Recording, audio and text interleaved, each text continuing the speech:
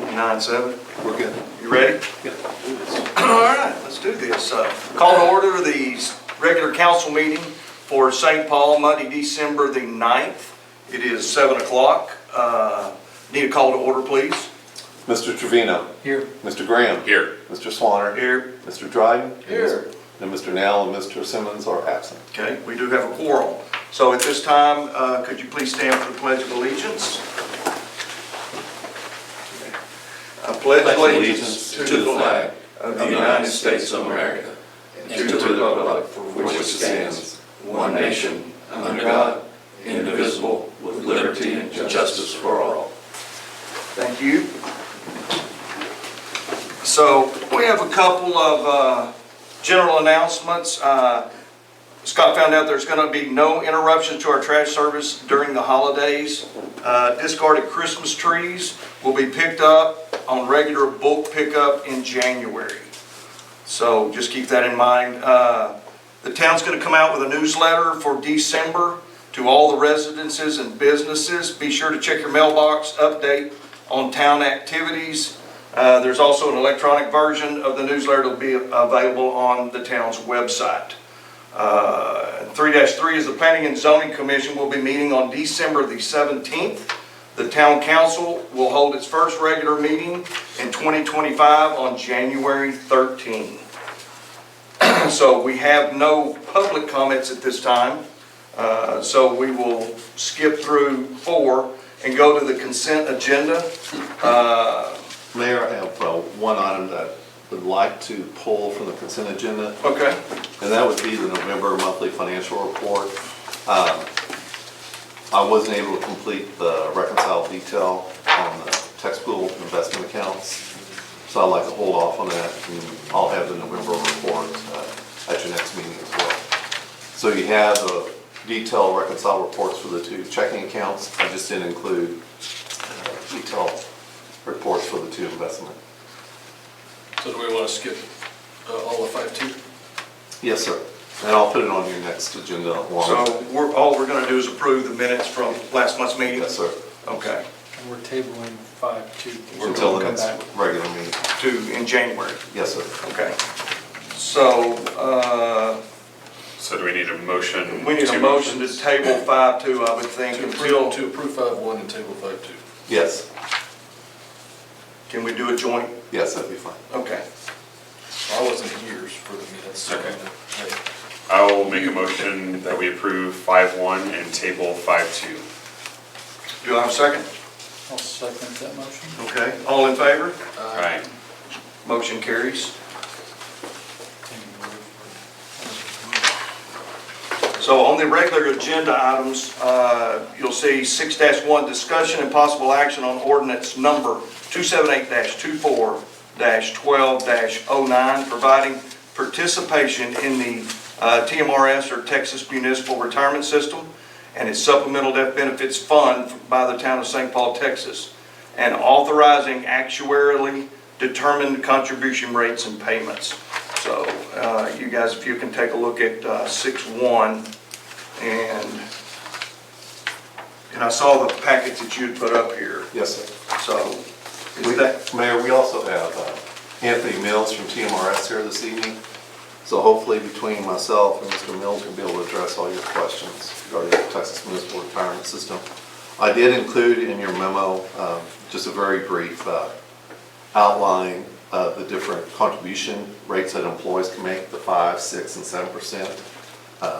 I did the town's matching ratio for each one of those percent at 2 and 1, even though you can go 1.5 to 1 or 1 to 1. But if you look at the 2 to 1 and the town's contribution rate, whether it's 5%, 6%, or 7%, the town's contribution rate would be anywhere from 6.85% to 9.49%. And the budget includes this year for 24-25 almost $18,000 for retirement. If you were to select the 7% employee contribution rate with a town matching ratio of 2 to 1, that would cost the town this year $14,625, saving the town $3,305 for the fiscal year. If you do the maths, the 7% and 2 to 1. What do municipalities normally, what levels are normally chosen for? Can I address? So this isn't the first time I've dealt with rates and, as far as the 5%. And then I'll let Anthony jump in on this as well, but actually I did in Hondo. So Hondo was like at 6%, 1.5 when I first arrived, and we moved it up to 7%, 2 to 1. And the reason why we moved it to 7% to 2 to 1, over 50% of the municipalities in the state of Texas are at 7%, 2 to 1. And my drive behind moving to that higher rate was that the majority of employees, if you want to hire senior employees, they're all going to be looking at that. Okay. So if you're looking for experienced employees, they're going to be looking at, are you at 2 to 1, 7%? And the last time that I went back when I was in Hondo and calculated the number of cities that were at 7%, 2 to 1, it was over 50% of them. And right now, your estimation of the 14,625, if we do the 7%, is for the 2 employees that we currently have. Yes, sir. How big of a town was Hondo? I mean, does that have any bearing?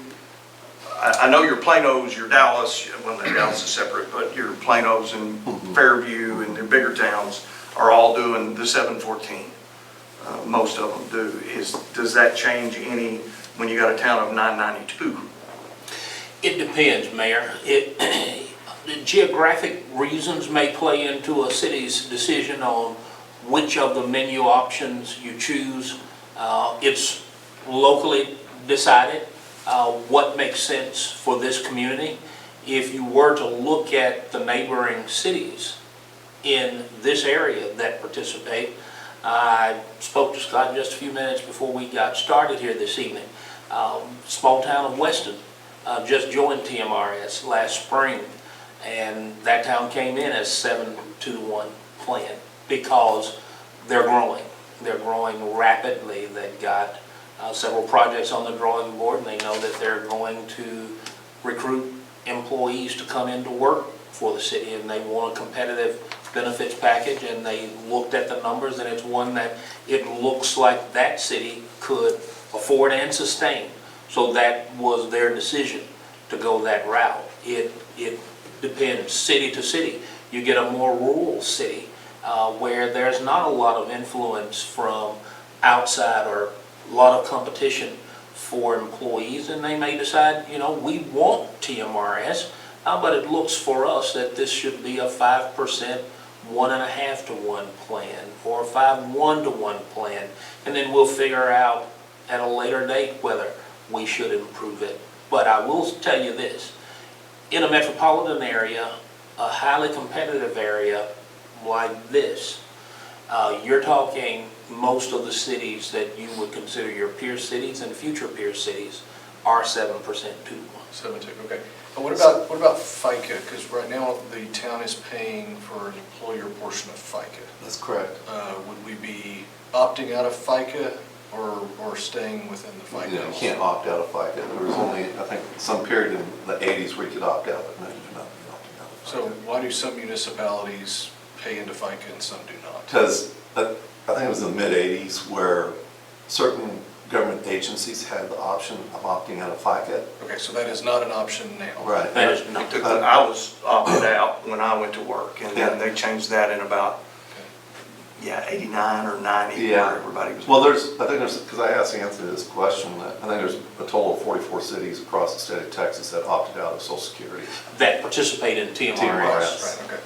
And there's 939 cities that participate in TMRS. Okay, I just didn't know if that was an option or not. Okay. Well, not that you get down in the weeds like this, but I think that's one of the things that's gonna also, whether it's St. Paul or anywhere else, but cities who opt out who have opted out of FICA, I think that's gonna be a deterrent when it comes to tracking seasoned employees. I'm not talking about just St. Paul, but anywhere. Because when you learn, if you've been paying into FICA for a period of time, let's say 20-some years. Yeah, the And then windfall you- elimination provision. Right, the windfall elimination provision, then you're gonna be penalized. I get that. And that's, All right, that's just a question if we even had that option. And this wouldn't apply to part-time employees, would it? It would. It would. 32 hours. I think Okay. that's- It turns out, in TMRS, any employee who works for the city, 1,000 hours a year or more, those employees have to participate in TMRS should you join.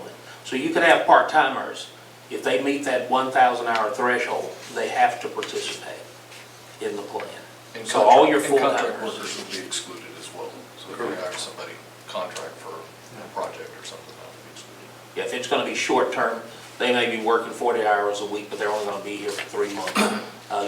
You're not obligated to enroll those employees. I'm comfortable with the 7-2. I will, well, maybe I shouldn't mention this, but the plan you did have previously, the simplified, what do we call it? Simplified employee pension plan. Contract you had was 19%, I'm sorry? was 19% of the employees' compensation. Do we have any more plans to hire anyone else? Not at this. Okay. No. Okay. We're happy with where we are. You've got it highlighted under, you've got it highlighted under section F. Can you explain that? The 200% of such members' accumulated contributions? Well, that's the 2 to 1. Oh, the 2 to 1, okay.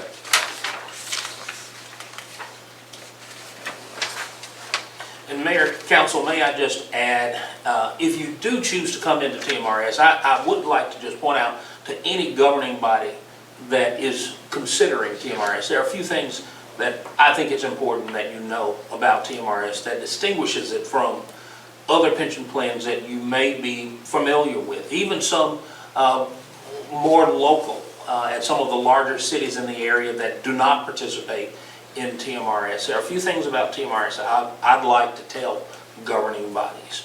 When you look across the board, TMRS has more and more become really the model public pension plan, not just here in Texas, but nationally. When you look at our cash balance design, when you look at the local control that this governing body would have in its hands, not just today, but future councils, should you look down the road and you've got the town of St. Paul has grown and you're looking to either improve or change, maybe lower the cost of your plan. That does not go away. Those tools are going to be there in the toolkit for any future council in controlling the cost of your plan in TMRS. But let's talk about the cost. As you come into TMRS, we are talking about what the numbers look like today.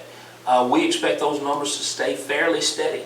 When we start to look at how a city grows in TMRS, when we look at the actuarial funding method that undergirds this program, it ensures that no matter the plan design that you put in place, you're going to put yourself on track to be 100% funded for the benefits that you've promised. Because what we look at are the demographics of your city's workforce, what we look at, looking at the pay that the employees make, and when we look at the time in which those benefits are going to come due, what we know is that based on the fixed amortization schedule, that's a big distinction from other plans that you may hear about.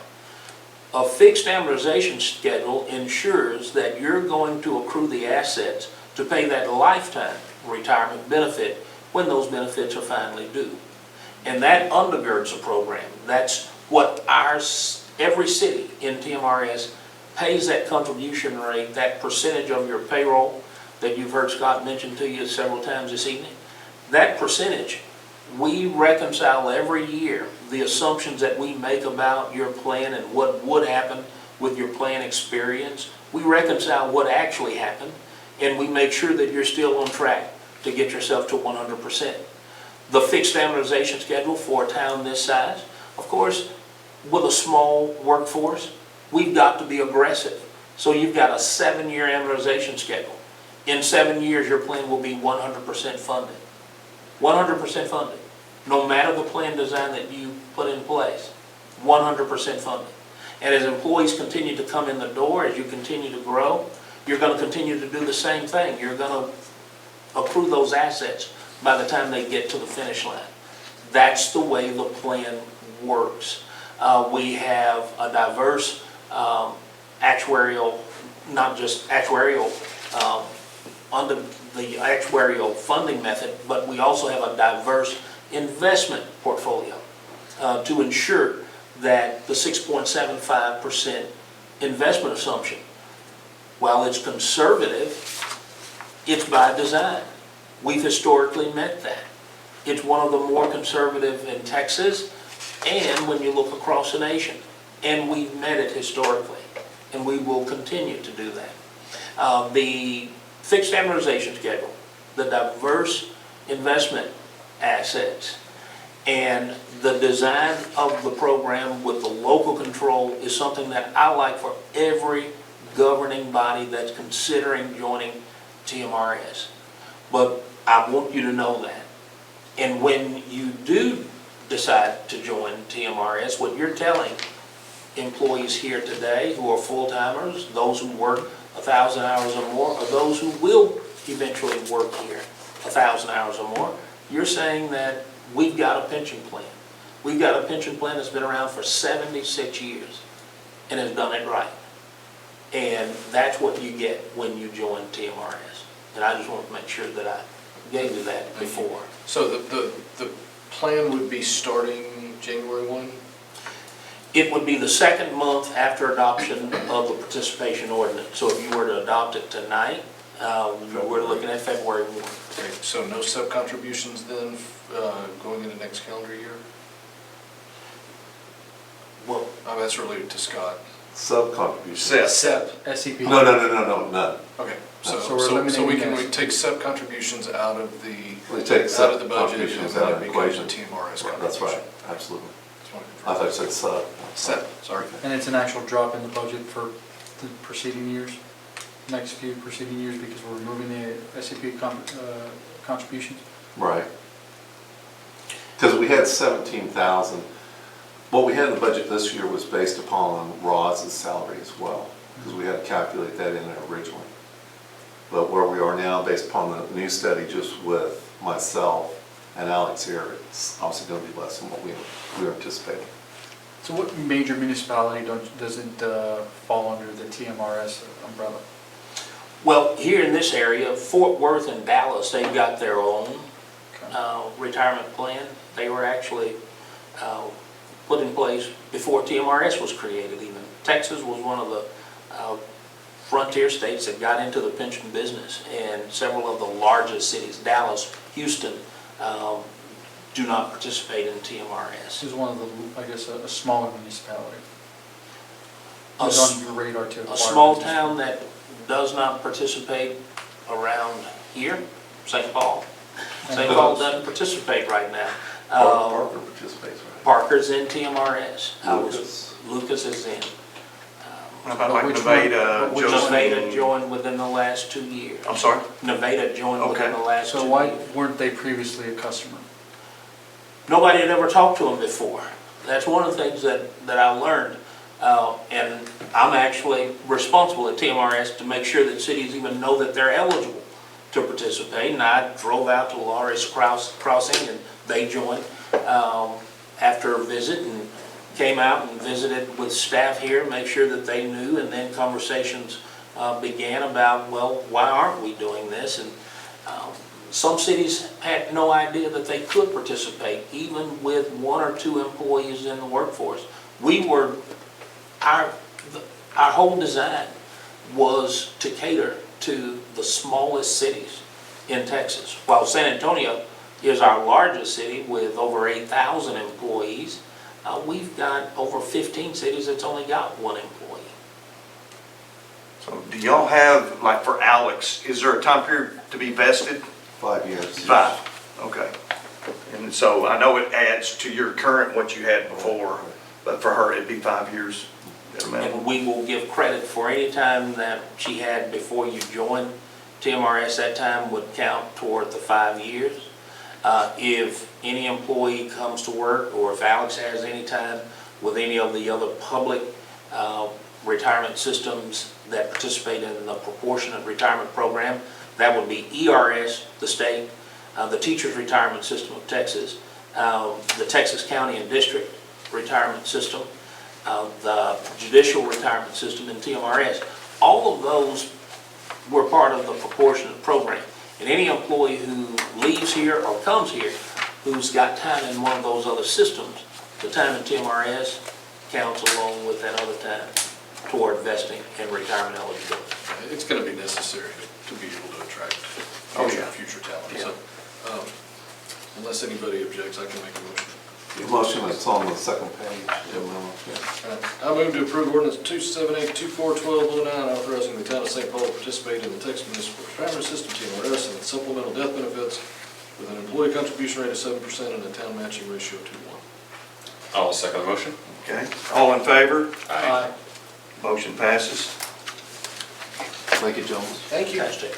Mayor, council, I know I speak on behalf of our executive director and our board of trustees and all the staff at TMRS when I say it's an honor and a privilege for us to welcome the city into TMRS. 939, you will become our 940th city in the state that's participating in TMRS, and we welcome you and we look forward to serving your employees today and into the future. Thank you. I appreciate it very much. Appreciate you being here. Thank you, sir. My pleasure. It's good seeing you. Absolutely.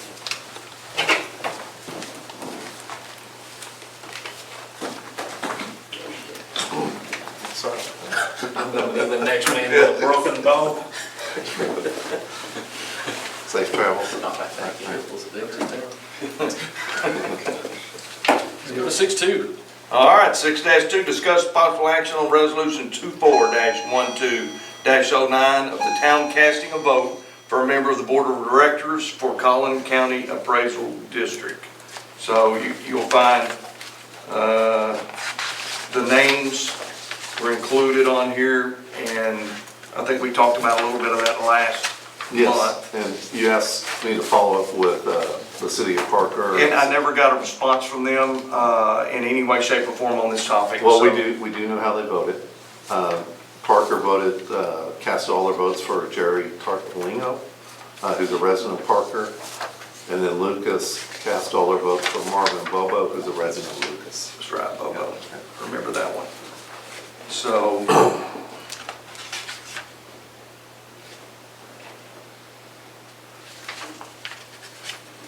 Does anybody know either of those guys? I don't know any on this list, actually. So, we had talked about it and talked about just following. Parker? Yeah, one of the towns that were around here close. Considering we're about to try to get into an ILA with Parker. Yeah, that makes the most sense to me too. And, yeah, we will be involved in that here very, very shortly. I'm comfortable nominating Jerry Tartaglino from Parker, Texas. Okay. So, you want to make that motion? Just, I I'm move sorry? to approve resolution 24-11209, casting our vote for Jerry Tartaglino, resident of Parker, Texas, to serve on the Collin County Do I have a second? Appraisal District Board of Directors. Okay. All in favor? Aye. Motion carries.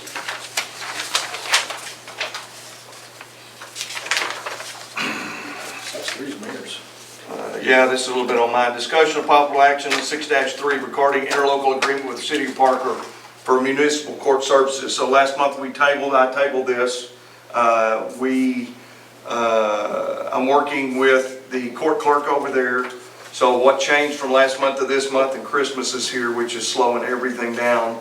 So it's between the court clerk, Travis is going to be setting up in 1st of January with Gary, their code enforcement guru over there, so they can work out that. We went ahead and I had bids put together for the ticket book that's going to be St. Paul's, it mirrors Parker's. So that cost is $178 and some change for a book of 150 tickets. So that's through Wiley Office. And so I have not purchased them yet, we just got the bid on it. Everything's moving ahead. They're just working with the state to make sure, again, the funds don't overlap between St. Paul and Parker. And the court clerk is working to make sure everything with the attorney moves forward with the state. So everything is just slow, but we're getting real, real close. So again, so it doesn't fall off the radar, I'd like to table this again to January, or we can table it to February and always move it up if things progress There's for really the no reason to January. table it, it was just a discussion. Well, I just made a motion to table it until this month. That's the reason it came up again. So, again, I would just assume table this till February. We can move it up if we get it prior to our January meeting, and stick it back on the agenda, We'll so. just throw it on for January. I'd rather just do it Okay. month to month. Concur, okay, well, we can do that. And so we can just table it until the January, what was it? January I don't 13th really meeting? think we need to table it. We've discussed it. Just bring it back up, make sure we bring it back up in We can have it on January.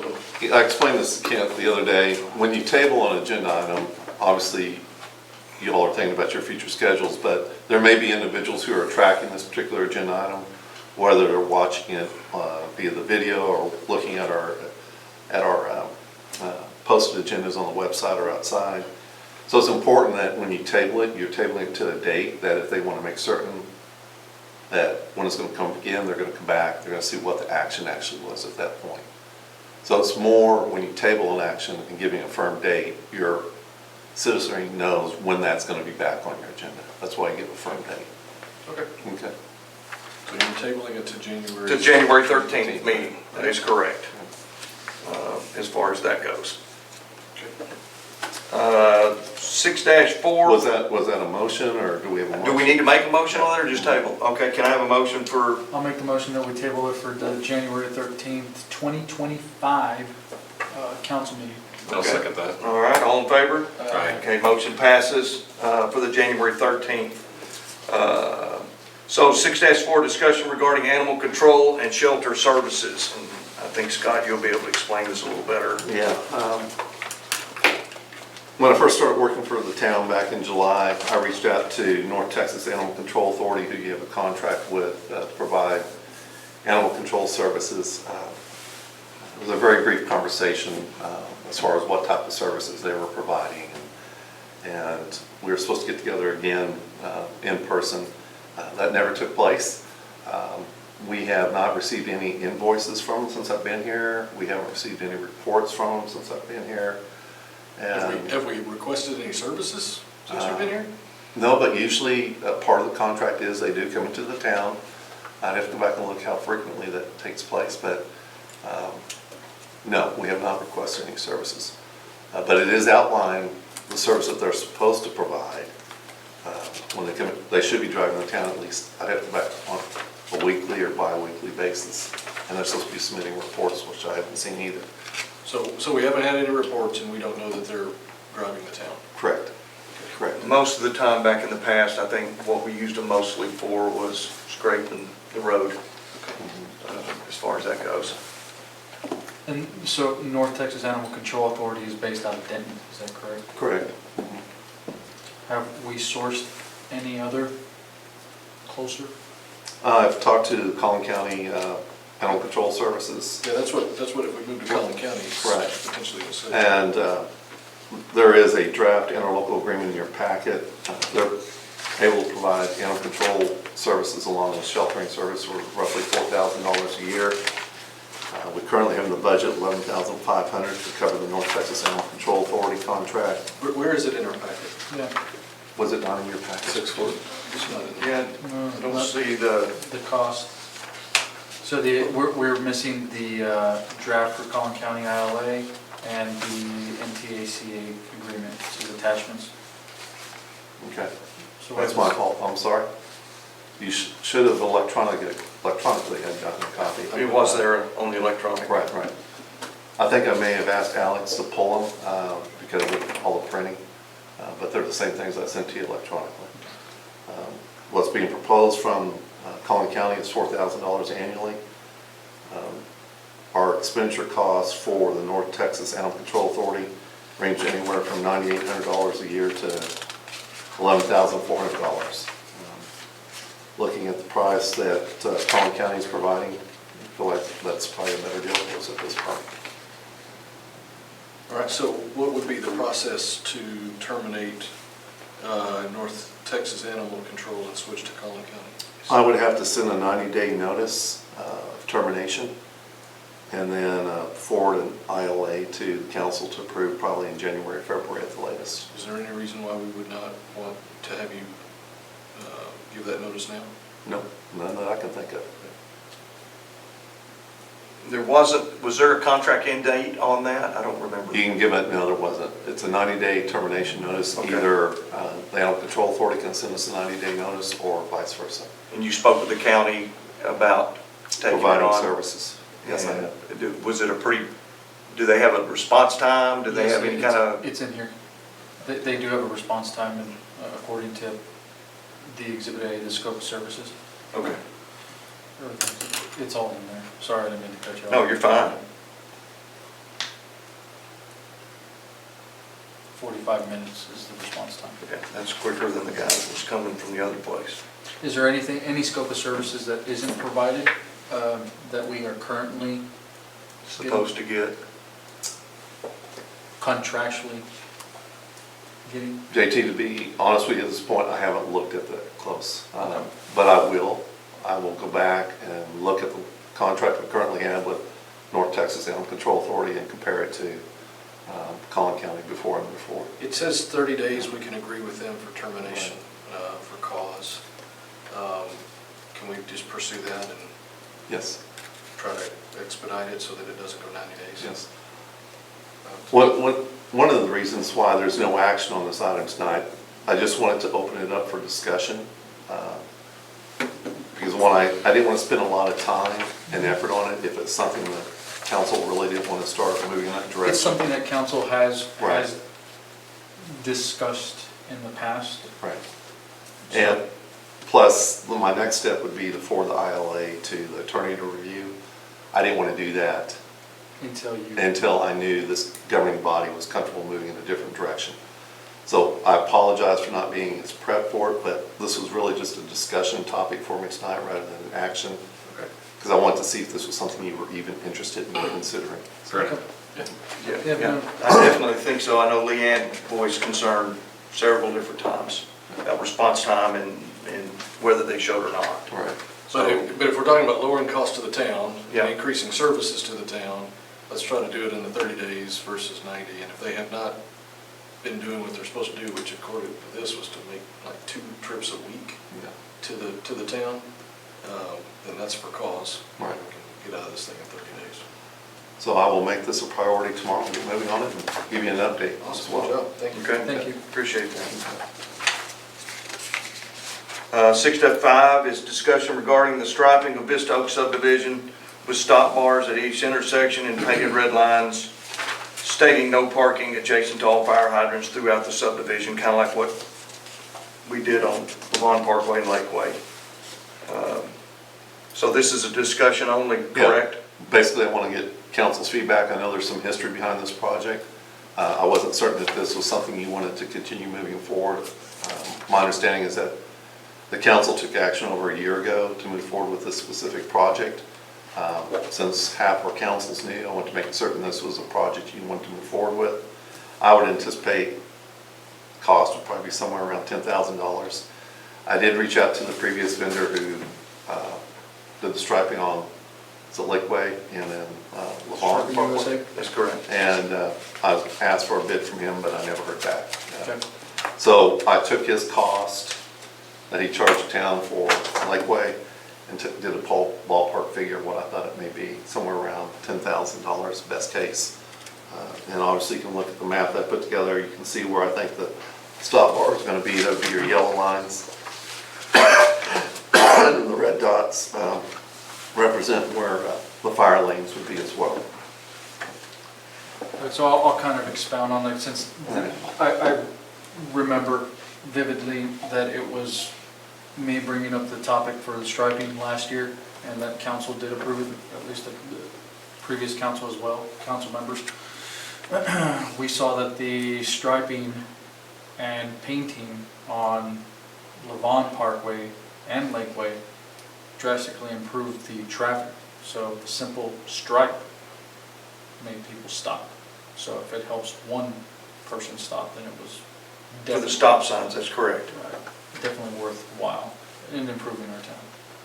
My only concern would be the one on Parker, the 2 on Parker Road that are gonna get destroyed, but, I mean, I'd say let's do this. Yep. Okay. And it may be something where we I think you can, and I voted on it previously. we could probably do the same thing and just leave off the Parker Road until they get a little further along. They can paint the internals. Now, the one thing that I will at least bring some emphasis to is that before, we had an engineering firm provide data or at least recommendations to what the engineering firm thought we should implement, which is there's a lot of photos, I guess, from Striping USA, but there's a lot of recommendations that we did not adhere to from the engineering firm. The reason we didn't is because the Striping USA explicitly listed some areas of concern with, striping non-public roadways or non-town-owned roadway, which was owned by TxDOT. So I'm going to make sure that we all know that we probably shouldn't have to have engineering done on painting of our roadways, because that was while we all see the cost of what the painting or the striping service was, the engineering cost was quadruple the cost of the actual work that was performed. So, Are these costs with Striping USA pretty comparable? Do we need to get this bid out? I'm probably going to try and I will reach out probably 2 or 3 other companies and see what they would charge as well before we move forward with it. A $1,300 bid really didn't need to be bidded out, but Right. if it's going to be 10 grand. Yeah, for this, I'll probably ask for about 2 or 3. Okay. Not probably. The other thing I think I brought up in an update was on Box Elder, there's a resident there that they've come out and painted kind of 45-degree parking spots. So Travis, at one of the meetings last year before last, had mentioned that he couldn't make them remove that without a graffiti ordinance. So it could be something that, in order for them to strike, and we remove people making their own parking spots On a town-owned road. on a city street, that we need to come up with a graffiti ordinance. Travis would be the one that could guide us in something that could solve that, so that they could, if we're gonna spend the money painting, we might as well make sure that everybody else doesn't go out there and just paint their own parking spots too. And I think they did that on Levon Park, or Lakeway, at the corner by the stop sign, is they put some white diagonal, no parking areas, whatever, there. We have several areas in this neighborhood that maybe Striping USA or something might be able to look at and give their opinion on that. It doesn't have to be engineering, but. the reason we had brought this up last year is, again, some of the residents raised some concern with that area, and, and this being the next, or one of the biggest or largest subdivisions that St. Paul has, that they stress the need for at least some striping there. The heavy concentration of stop signs. So if you get several bids, is this something we're gonna have to wait a whole other month then to do? No, to I think approve? Can we give Scott approval to? Yeah, I think if we just let him run with it, so long as we're okay, or we're aware that the cost is going to be there, we've already approved on it. I don't think we have to approve the monetary value or the value. Okay, so we can go ahead and just give Scott permission to. I think you got a hold of some company, right? What was the name of that one? That was Simplify Striping. So I've sent them the additional information that they were asking for. There's not many striping companies, that are willing to work with small municipalities. But you can take his and get 2 bids at least, and then make your best judgment based on that. I'll keep you all informed. Okay. Okay. Cool, thank you. So no formal motions that we have to make to give No, Scott? not on that, I don't think. 6-6, discussion regarding fire inspection and plan review services. Scott, this will be. Okay. Again, when I started working for the town in July, we received a letter from the county fire marshal office exercising, they wanted to terminate their contract with the town at that point, as far as providing annual fire inspection services and review, plan review services. So we started looking at what are the other possibilities where Veritas could step up as well as providing the same services, which obviously you already have a contract with them to provide those type of services, but there is Why cost did difference. Collin County terminate it? I did send an email requesting a specific reason, but they haven't responded. Okay, I mean, was this something with the previous administration? Because I noticed it was addressed to Mayor Gensler. Is this a? I don't know. Was this I received the letter in July, and I emailed Brandy, I emailed one of the employees in the fire marshal's office if I could have further details why they wanted to terminate the contract, and I never got a response back from them. I just didn't know if that was something that they were just going to stop providing in general, and or if they're singling us out for something. Yeah, I made a phone call up there a month ago, and I forget what the reason was, and I couldn't get anybody to answer. So I don't know if their budget's cut, or what the scoop is as far as that goes. I can run up there and physically check with them if that would help you out. Yeah. I sure don't mind. Yeah. That's fine. I mean, I could do that as well.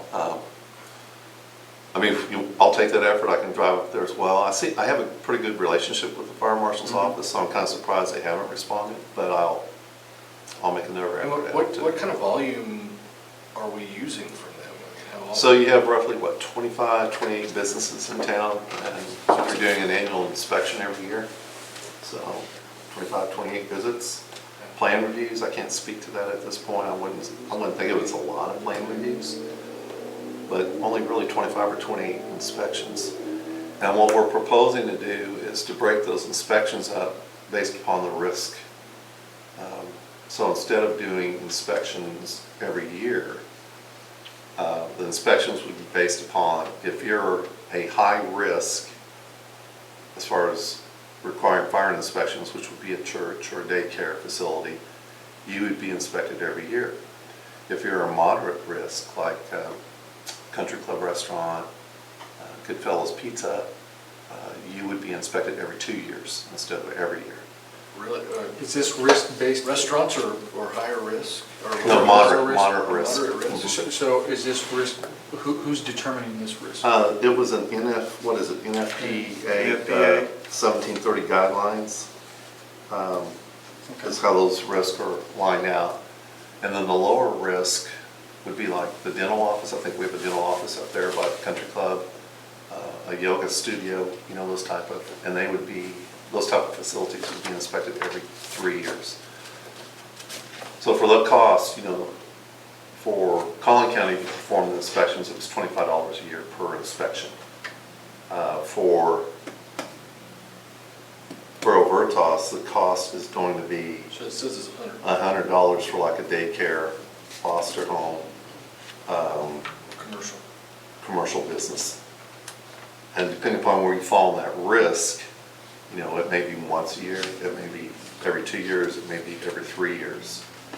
And then their plan review cost is roughly about $250 when Collin County was $100. And one thing that we would like to change as well, as far as what staff is recommending, is that we would like to pass these costs on to the business, which you haven't been doing. The town's been absorbing the cost. And again, this is only discussion tonight. You know, we just want to get a flavor for what kind of direction the governing body would like to take. Obviously, we don't have service at Collin County right now. Borough Veritas has been serving in the role until we make a final decision what direction we want to move. Is your preference to just stay with Veritas and just go with them going forward? Yeah, it would be, I mean, obviously, one of the key elements of Borough Veritas is that it's a one-stop shop. And everything's right here. And yes, we'd like to move forward with them. So it possibly lessens some of the demand on some of our businesses that are low risk if we Right. have Veritas. Right. It lowers the town's cost, it increases potentially some costs to some businesses. And that's the other part, because we'll end up sending a letter out probably end of December, maybe sometime in January, to inform the businesses of the change. And this is a cost they haven't been paying. So we're going to be informing them based upon their risk level, what their costs will be annually.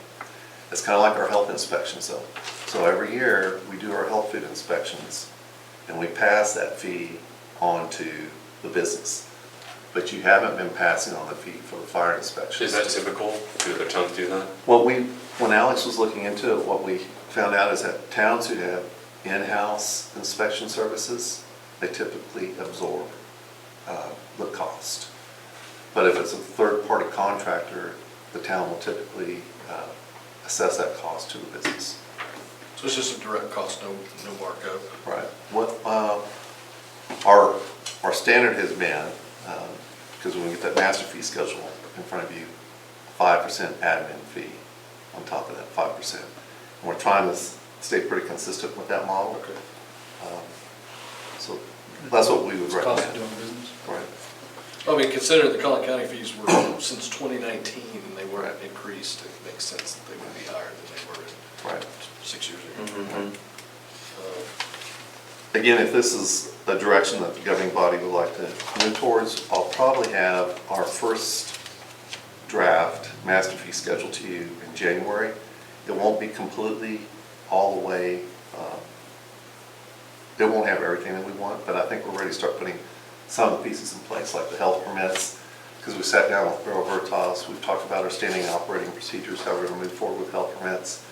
We sat down with Bureau Veritas and we set up SOPs for fire inspection plan reviews, and we pretty much have our SOP set up for building inspection, so we feel pretty comfortable about everything's lining out with Bureau Veritas and all those different inspections.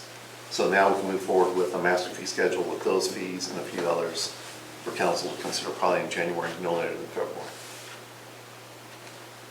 Is anybody not comfortable proceeding with Veritas?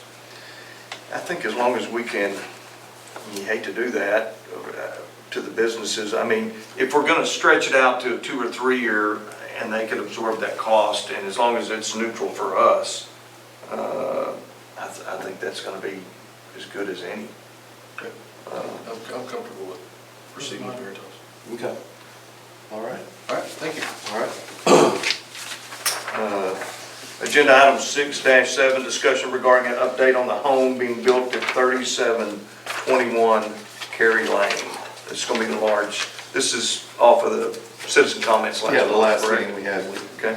I can't remember who was all here, but we went into great detail with our residents about the home at 3721 Cary Lane. And in our discussions, one of the comments that came out was the possibility of creating a definition for single-family residence, which I have prepared a draft definition. I've sent it to Clark for his review. I hope to get that in front of P&Z, if not on the 17th of December, then in January. I also reached out to the family who is building the home to see if they'd be willing to come in and meet with me. After I would meet with the family, I would also like to hold a neighborhood meeting with everyone who was here that evening. I sent that email last week, but I haven't heard anything from them. And in the memo I prepared for you, I just kind of gave you a real short summary of when this process started with the town, because there seemed to be a lot of unknown facts about when did this process actually start. And if you go through what I have in your memo, Collin County actually issued the on-site sewage facility permit for the house in April of 2024. The town received a building permit application for the house in May of 2024. And the town issued the building permit in June of 2024. So there was a concern from a citizen who went up to that address and then saw that there was a second range? You know, I'm not certain how they knew. There's no wiring in the house, Okay. or wasn't at that time. I'm not certain. How we knew, obviously, how the town knew, when they submitted their building plans, the plans did show a second kitchen. And there were communications between the town and the builder that second kitchen, they had to remove the range or the oven that was in there before the building permit would be issued. Okay. So we have communications between the town and the builder. So that by a that previous kitchen- administration? Right, Okay. that they could not have a second range slash Cooktop. cooktop, whatever you want to call it, stove, in the kitchen, what they consider to be the second kitchen. So the building plans they took and marked through it and sent them back to the town, and we have a copy of those building And they permits. were still going through and trying to build a second one? Not that I'm aware of. Okay. And you won't be, according to Bureau Veritas, we won't be able to confirm that until they actually ask for a meter release. And when they ask for a meter release, then they'll be able to go in, and if the wiring's there for, you know, second stove or something like that, they'll know. It'll be 220 wiring for a stove Right. and/or oven, and No, that should be visible. I mean, I read the previous meeting notes, I was just, you know, I guess the concern of another citizen knew with this as well? I don't know how they do, or, And this doesn't apply to outdoor kitchens and No. stuff No, like that? no. This is just purely No. another indoor kitchen? Correct. yeah. Okay. But since we didn't have anything that specified, so, and I looked it up too, there's several cities that are putting local ordinances in place to control the possibility in a residential being able to be turned into a multifamily. So basically, keep from putting up a wall and making it a duplex? Correct. Yep. Okay. And so there was nothing in our verbiage that currently prohibits that? Is that Well, what- so then how- we've been under the impression that we do not allow second kitchens, but I haven't been able to find anything. Is it just from? It's called single family. so- Yeah, but there's no definition that we Right. could find in the town codes. So why did, I say we respectively, why were we communicating to builders that they couldn't have something when we don't define it? How are we enforcing or imposing upon a builder when we have nothing defined? And how are we doing that now? Legally. On this property, I think it was agreed upon. It was agreed upon. You see what I'm saying? Is Yeah. I don't want to run into another situation where we're griping over 7 inches of brick or whatever, right? Where it's, you know, it's a self-imposed, you know, JT, if you were to ask me, I would tell you right now, I don't know where we have the legal authority to do that. okay. So are you recommending that we add an ordinance and specify one kitchen? And that's what I had prepared for Clark McCoy to review. I sent him a draft definition for single-family residence, which speaks to kitchens. But I also sent him a draft definition defining family as well. So I covered that, but we may want to get specific as far as, it also, the definition I put together also speaks to, you can only have one kitchen. But you can have a kitchen like an outdoor kitchen. A wet bar can have. A wet bar, can have Yeah, another at some point, how do you refrigerator. define kitchen? You can have a game room. Is the range define a kitchen? Yes, range and oven, Right. Um, in most cases. Okay. Did Clark say anything about like ADUs or anything like that?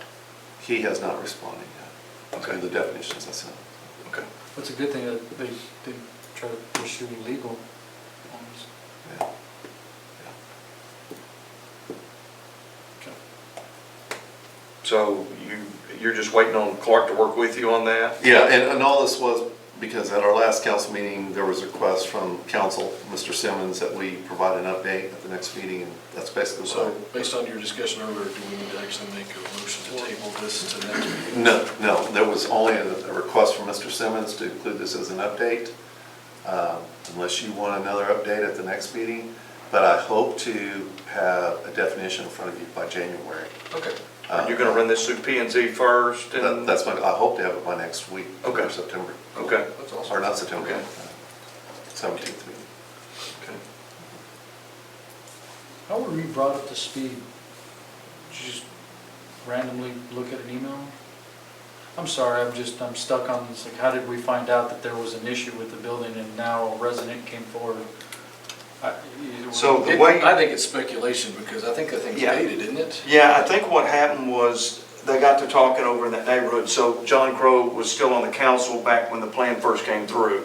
And it had 2 kitchens on the plan when they talked to Gary Miles, our old inspector, and had that agreement they were going to remove one of the kitchens. Okay. And so I think that just a general concern from the neighborhood come up when they saw the size of the home, even though there's no wiring yet, anything that specifies or Okay. screams second kitchen. I think it was more of a concern, but it is worthy of looking at and making sure we can I just wanna make sure. define And it. and really, after our last meeting, my goal was to hopefully get the homeowners who are building the house and the neighborhood to come together instead of, a lot of assumptions being made at this point.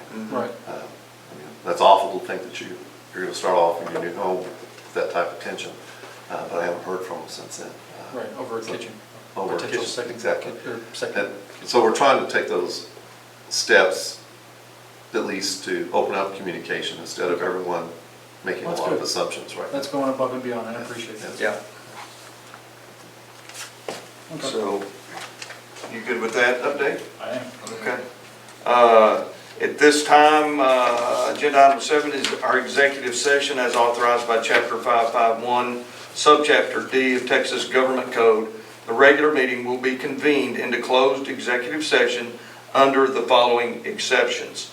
A, Section 551.087 deliberation regarding economic development negotiations, i.e. the legacy project. So at this time, we will go into an executive. 8:31.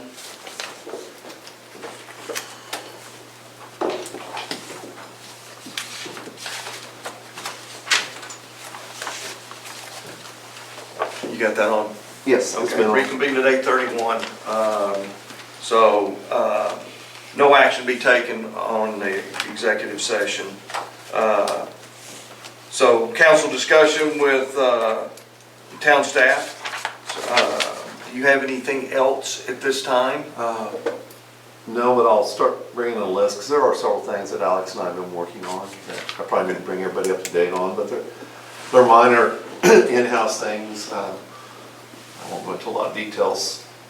Even though, there was a great effort to scan in all the plats and everything, we're going in, we're cleaning that up a little bit, but, we're finding things where we have somewhere around 30 plats that haven't been documented in the town yet, that we're going back, we're gonna get copies of those. So there's a lot of little things that we're doing in-house that you don't see, that are just putting the pieces together for the town to move forward in a manner where there aren't a lot of questions. You mentioned SOPs earlier. I think we talked about it before. So are you writing these down? Is this going to be? Yeah, so if you go into the master file, we have an SOP file in there. Okay.